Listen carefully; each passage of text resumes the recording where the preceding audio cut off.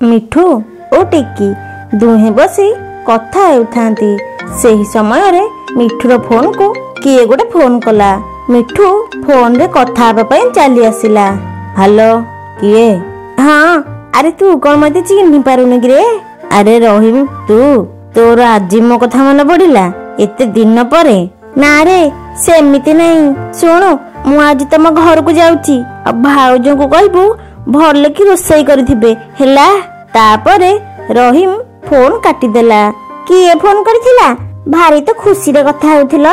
हाँ हाँ मो सांग एते दिन परे कॉल करथिला। आ जानिछ से कहिछि मो घर को आसीबो बोली। हाँ भल कथा तो हेले तांको ना कोन कहिलो?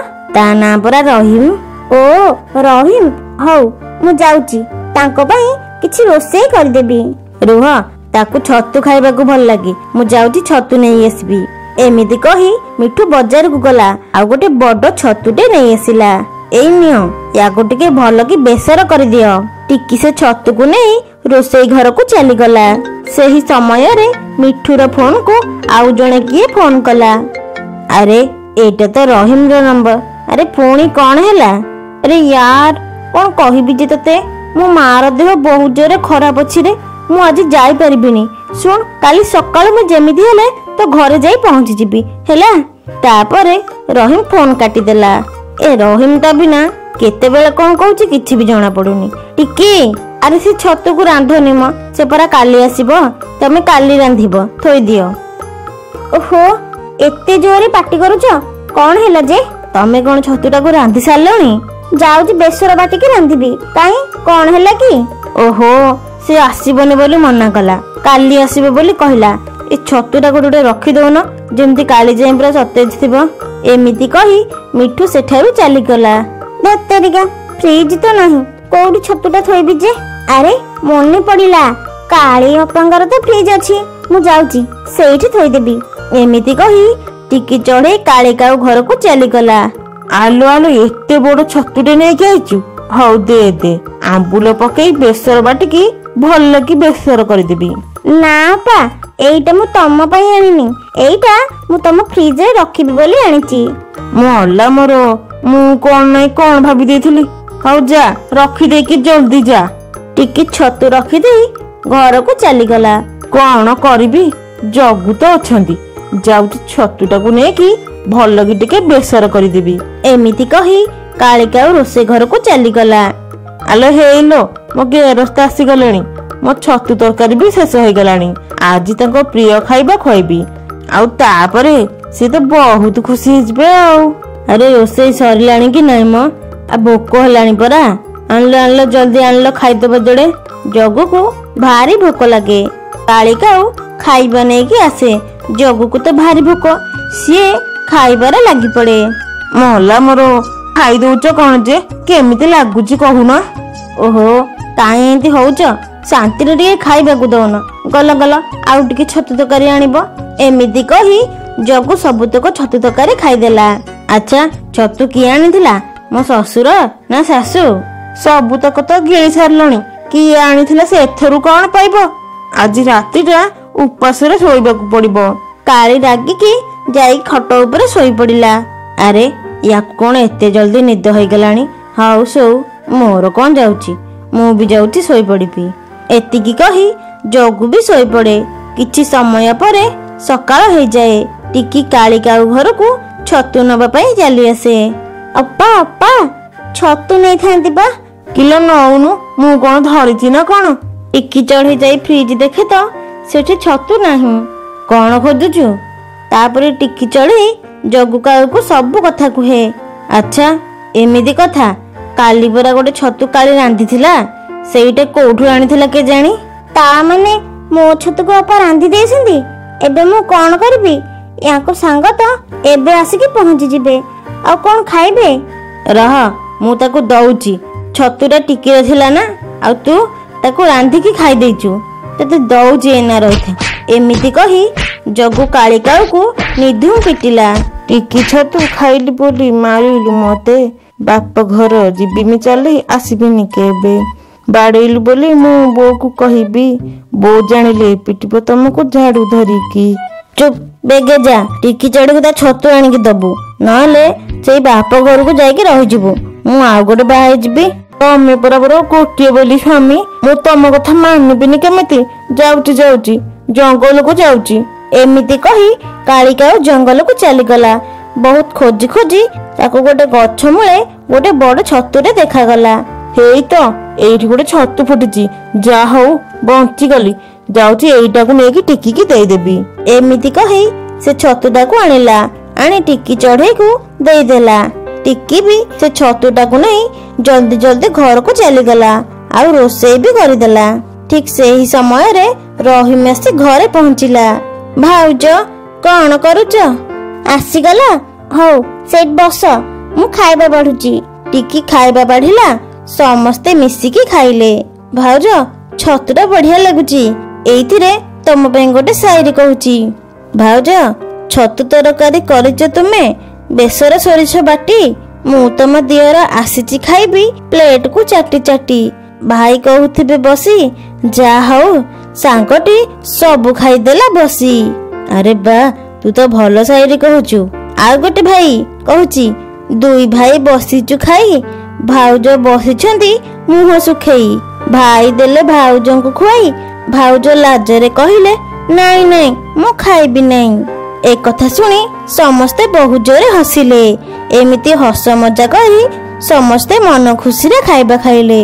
ଶଳା ଛତୁ ଚୋରି କଲି ମୁଁ, ରାନ୍ଧିଲି ମୁଁ, ଖାଇଲି ମୋ ସ୍ୱାମୀ, ଆଉ ନା ହେଲା ମୋର, ଆଉ ମାଡ଼ ଖାଇଲି ମୁଁ। ଛି ଛି ଛି ଛି, ଧିକ ମୋ ଜୀବନ। ଲାଜ ନାହିଁ ଛତୁକୁ, ଆଉ ଲାଜ ନାହିଁ ଯୋଗୁଙ୍କର ଖୁସିକି। ଟିକିଟା ଭାରି ଚୋଠିଟା ହେଇଗଲାଣି, ଯାହା ମାଗିଲେ ବି ଦଉନି। ଆରେ ତୁ ଏମିତି କଣ କହୁଛୁ? ସିଏ ଦବ କେମିତି?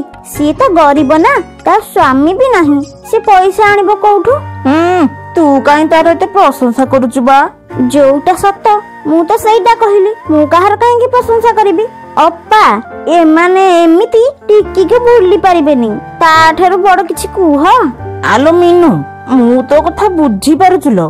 ଗୋଟେ ଦିନ ନୁହଁ, ମୁଁ ସେ ଟିକି ଘରୁ ଗୋଟେ ଚିଲକୁ ବାହାରିବାର ଦେଖିଥିଲି। କଣ କହିଲୁ? ଚିଲ?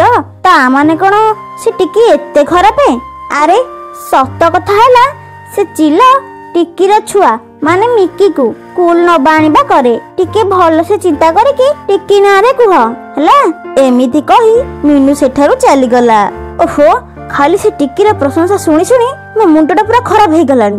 ମୁଁ ତ ଭାବିଥିଲି ଆଜି ସେ ଟିକିକୁ ଏ ଜଙ୍ଗଲରୁ ବାହାର କରିଦେବି ବୋଲି, କିନ୍ତୁ ଏମାନେ ତ କିଛି ବି ଶୁଣୁନାହାନ୍ତି। ହଉ ଛାଡ, ଚାଲ ଘରକୁ ଯିବା। ତାପରେ ସମସ୍ତେ ଘରକୁ ଚାଲିଗଲେ। ଟିକି ଆଜି କଣ ମିକି ସ୍କୁଲ ଯିବନି କି? ହଁ ଯିବ। ମିକି ଆ ସେଠିକି, ତୁ କଣ ସ୍କୁଲ ଯିବୁନି? ଡେରି ହେଲାଣି ପରା। ଟିକିରୁ ଏମିତି ଡାକ ଶୁଣି ମିକି ବ୍ୟାଗ ଧରି ଚାଲି ଆସିଲା। ଆରେ ଚିଲା ଅଙ୍କଲ, ତମେ ଆସିଗଲାଣି? ଅଙ୍କଲ ଅଙ୍କଲ, ଆଜି ମୋର ଡେରି ହେଇଗଲା, ଆଉ ତମେ ଫାଷ୍ଟ ହେଇଗଲ। ହଉ ଏବେ ଆମେ ଆସୁଛୁ, ଡେରି ହେଲାଣି। ଚିଲ ମିକିକୁ ସ୍କୁଲରେ ଛାଡିବାକୁ ଚାଲିଗଲା। ବାଟରେ ଦୁହେଁ ମନ ଖୁସିରେ ଗୀତ ଗାଉଥାନ୍ତି। ଚିଲା ଅଙ୍କଲ ତୁମେ ମୋ ଚିଲା ଅଙ୍କଲ, ଯିଏ ମତେ ସ୍କୁଲ ଛାଡନ୍ତି, ଯିଏ ମୋର ଭଲ ମନ୍ଦ ବୁଝନ୍ତି, ଆଉ ଯିଏ ମତେ ବହୁତ ଭଲ ପାଆନ୍ତି। ଚିଲା ଅଙ୍କଲ ତମେ ମୋର ଚିଲା ଅଙ୍କଲ। ଏମିତି ଗୀତ ଗାଉଥିଲା ବେଳେ କାଳି ତାଙ୍କୁ ଦେଖିଦିଏ। ଓହୋ, ଏ ଦି ଜଣଙ୍କ ପ୍ରତି ଏତେ ଭଲ ପାଇବା? ଆଜି ଏ ଦି ଜଣକୁ ମୁଁ ଅଲଗା କରିକି ରହିବି। ଆରେ ପ୍ରେମ ଖାଲି ଉଛୁଳି ପଡୁଛି ଆଉ।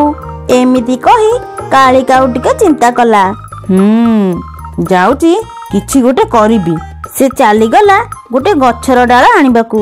ସେ ଡାଳ ଆଣି ମିକିର ମୁଣ୍ଡ ଉପରେ ପକେଇଦେଲା, ତାପରେ ସେଠାରୁ ଚାଲିଗଲା। ଅଙ୍କଲ, ଚିଲା ଅଙ୍କଲ, ମତେ ବହୁତ କଷ୍ଟ ହଉଛି। ମୋ ମୁଣ୍ଡ, ଆଲୋ। ସେପଟେ କାଳିକାଉ ଟିକି ଚଢେଇ ପାଖରେ ଚିଲ ନାଁରେ ବହୁତ କିଛି ମିଛ କଥା କହିଗଲା। ଆଲୋ ଟିକିଲୋ, ଏ ଟିକି, ତୁ କେତେ ଭରସାରେ ତୋ ଝିଅକୁ ଚିଲ ସାଙ୍ଗରେ ଛାଡିଥିଲୁ କହିଲୁ? ହେଲେ ଯା ଦେଖିବୁ ସେ ଚିଲ ତୋ ଝିଅକୁ କେମିତି ଦରମରା କରି ସାରିଲେଣି। ଆଲୋ ସତରେ ଲୋ, ମୁଁ ମୋ ଥଣ୍ଟରାଣ ଖାଇ କହୁଛି, ମୁଁ ପରା ସେଇଆ ଦେଖିକି ଆଇଲି। କଣ କହିଲ ତମେ ଅପା? ଚିଲ ସିଏ ତ ମୋ ଝିଅକୁ ବହୁତ ଭଲ ପାଏ, ଆଉ ମୁଁ ତାକୁ ତା ସାଙ୍ଗେ ସ୍କୁଲ ଛାଡିଥିଲି, ତାର ପୁଣି କଣ ହେଲା? ଓ ତୋର ବିଶ୍ୱାସ ହଉନି ତାହେଲେ ନା? ହଉ ମୋ ସାଙ୍ଗରେ ଚାଲ। ଏମିତି କହି କାଳି କାଉ ଟିକିକୁ ନେଇ ସେଇ ଜାଗାକୁ ଚାଲିଗଲା।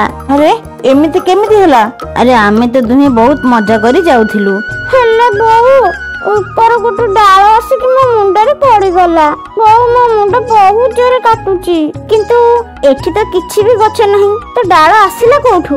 ଆଲୋ ଆଲୋ, ମୁଁ ବି ନା କିଛି ନ ଭାବି ନଚିନ୍ତି ଯାହା ନାହିଁ ତା କରି ପକଉଛି। ଏବେ ମୁଁ ଫସିବିନି ତ ଆଉ କିଏ ଫସିବ? ଛି ଛି ଛି, କାଳିର ବୁଦ୍ଧି ଏତେ ଖରାପ ହେଇଗଲାଣି। ଅପା କଣ ଭାବୁଛ?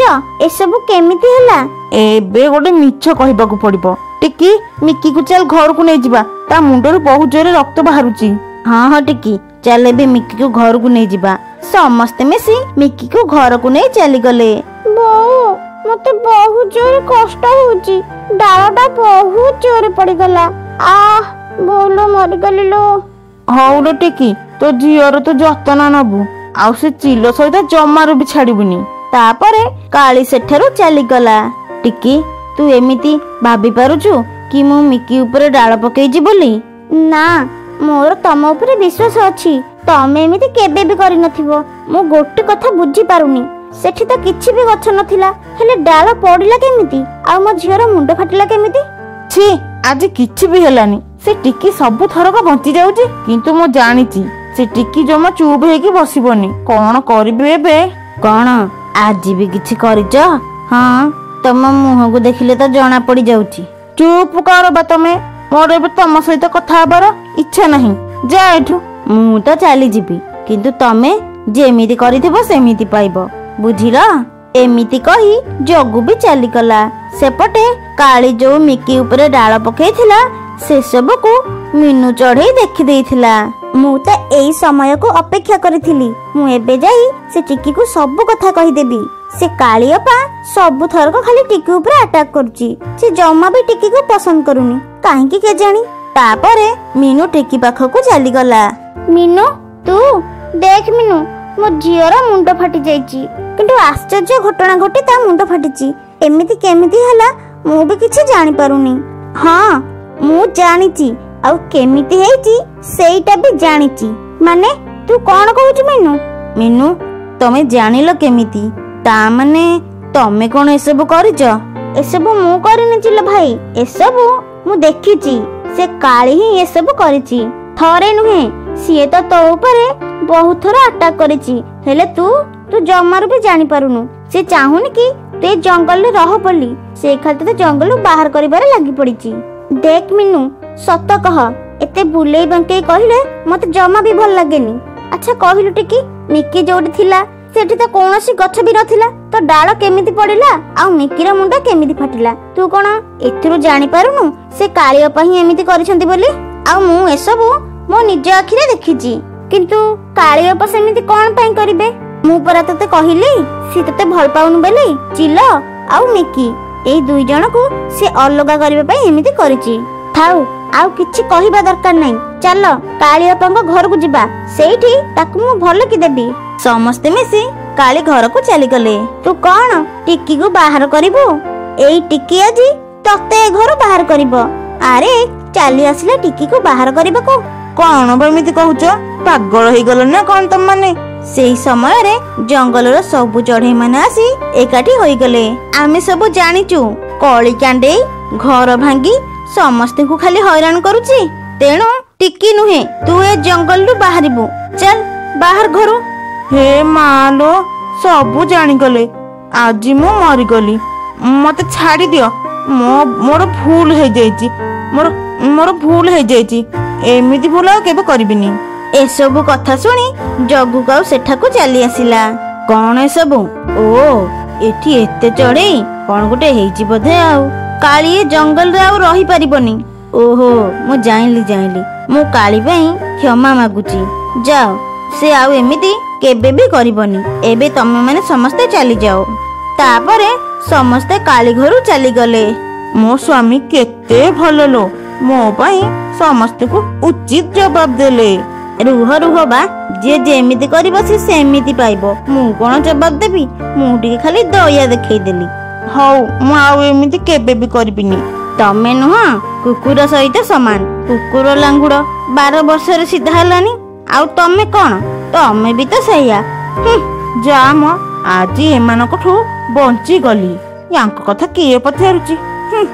କାଳି କାଉ ମିକି ଉପରେ କଣ ପକାଇ ମାରିବାକୁ ଚେଷ୍ଟା କରୁଥିଲା। ଉତ୍ତରଟି କମେଣ୍ଟ ମାଧ୍ୟମରେ ଜଣା